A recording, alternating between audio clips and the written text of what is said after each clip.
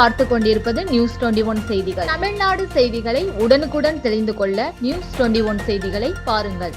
செஞ்சி அரசு மருத்துவமனையில் நாட்டு நலப்பணி திட்ட மாணவர்களின் தூய்மை பணி. விழுப்புரம் மாவட்டம் செஞ்சி ராஜா தேசிங்கு அரசு ஆண்கள் மேல்நிலைப்பள்ளி நாட்டு நலப்பணி திட்ட மாணவர்கள் செஞ்சி அரசு மருத்துவமனையில் தூய்மை பணியினை மேற்கொண்டனர். இதில் நாட்டு நலப்பணி திட்ட அலுவலர் ஏழுமலை தலைமை தாங்கினார். தலைமை ஆசிரியர் ராமசாமி முன்னிலை வகித்தார். தூய்மை பணியை மருத்துவமனையின் தலைமை மருத்துவர் டாக்டர் பாலகோபால், சித்த மருத்துவ அலுவலர் டாக்டர் அஜிதா ரமேஷ்பாபு துவக்கி வைத்தனர். இதில் மாணவர்கள் மருத்துவமனையின் முகப்பில் உள்ள மரம், செடிகள், குப்பைகள் அகற்றி தூய்மை செய்தனர்.